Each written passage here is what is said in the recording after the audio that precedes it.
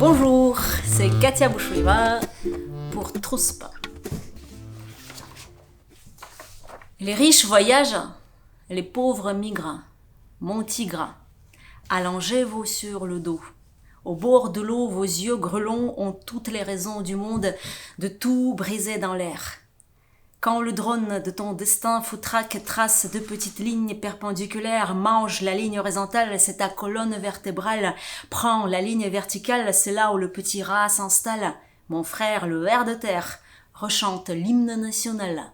À toi, nouveau venu, rat, tigre, grue, c'est selon.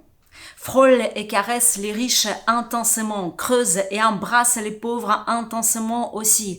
À travers une fenêtre d'un bus de fortune, les pauvres mangent à pleine bouche, la pleine mauve. Mais à l'aube, quelqu'un leur prête des thunes, donner des thunes, voler la thune, c'est tout comme.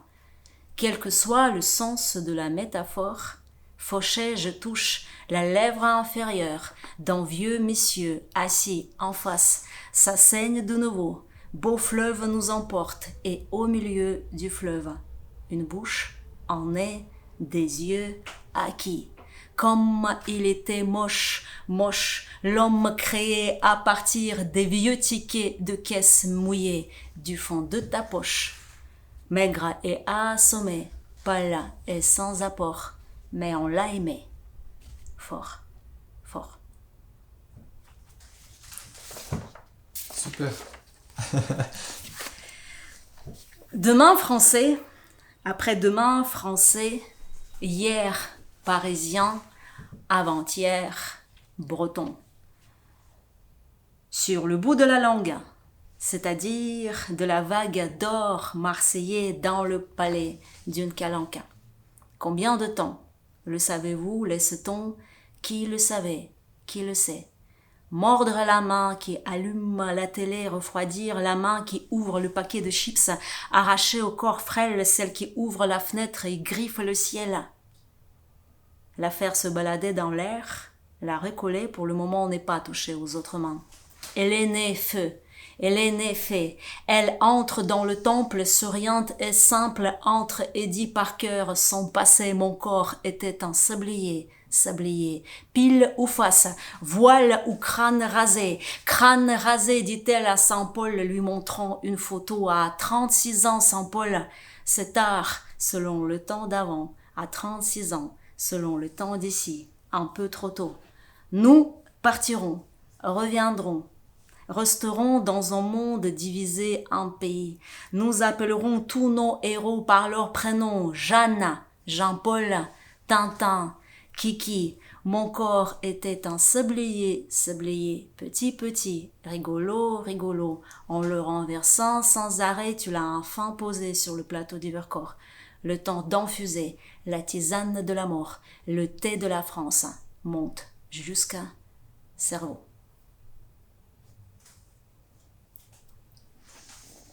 Voilà.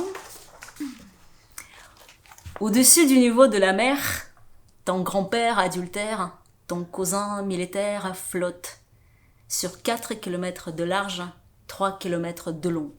Bébé nuage, Jean Poupon se débat dans les voiles d'un bateau de l'ennemi millénaire, de l'ennemi de toujours, dans les draps, dans une rude caresse en coton. Tout va mal, tout est bon. Entre le port d'Haïfa et celui de Gaza, la vaisselle du passé, les fourchettes d'Odessa, les petites tasses de Nijni, les assiettes de Tolède, dedans le 7e ciel, dedans le 5e art, dedans ton voyage dans la nuit sur le dos d'un âne cadeau d'anniversaire, et la licorne qui se demande si elle est encore en vie, si elle est au bon endroit, s'endort et rêve en arabe. Sur le dos d'une chèvre, sur le dos d'un âne, s'envolant vers Moïse ou Abraham. On ne pense pas revenir en forme. Sur le dos d'une lionne, on y pense trop fort. Entre le port de Beyrouth et celui de Tel Aviv, que celui qui s'y noie vive. Crois en moi, dit celui qui flotte au-dessus du niveau de la mer. Ni ton Dieu, ni ton pote, je ne suis mes carafes. Récipient de l'eau pure, la vaisselle du futur. Bah super, merci beaucoup. Alors je te laisse peut-être tirer quelques questions et puis tenter d'y répondre. Allez, je ne m'y suis pas préparée, c'est que des surprises. Quel est votre poète ou votre poème favori? Oh là. Alors, je dirais là tout de suite comme ça, un truc qui m'a énormément marqué, mais c'est plus lié à mon adolescence, c'est Jean de Victor Hugo. Cette ville au long cri qui profile son front gris de toits frêles, sans tourelle, cloche et grêle, c'est pareil. Et voilà, ça c'est un truc qui m'a marqué un peu physiologiquement, je dirais, en termes de... Puis j'étais très étonnée de voir ce type de rythmique et de groove chez un poète français. Moi j'étais jeune, j'avais 12-13 ans quand j'ai découvert ce truc, ça m'a marqué. Je me suis dit, tiens, je pourrais écrire en français en fait. C'est là où je me suis dit, je pourrais peut-être un jour écrire en français. Avec un truc groove comme ça. Alors. C'est long ça. Que pensez-vous de cette citation? La poésie est contagieuse. Paul Éluard. Oui, c'est une maladie sexuellement transmissible. Ça dépend pour qui. Ça peut être comme un virus, ça peut être contagieux. Mais moi, je me dis aussi qu'il y a des gens qui s'en foutent et c'est comme ça. C'est pas grave. Ça peut être contagieux comme ça peut ne pas l'être. Comme toutes les maladies, ils sont contagieuses pour les uns et pas pour les autres. Bon, c'est pas une maladie. Mais presque. Alors. Dans quel contexte avez-vous écrit votre premier poème? Ah, oh là là. Alors, mes premiers textes, j'ai commencé à les écrire à 9 ans, en 2000, en 91, et c'était près d'un petit étang. D'un petit étang, en fait, le soir, on faisait la pêche, et c'est là où j'ai commencé à écrire mes premiers poèmes, qui parlaient un peu de l'étang, quoi. Et là, on a juste en face un super lac. Donc je pense que j'ai réussi mon poème.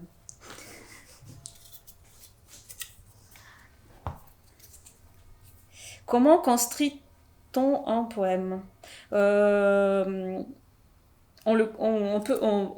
Comment poème nous construit-il? Je dirais plus ça. Moi, je me sens construite en fait par.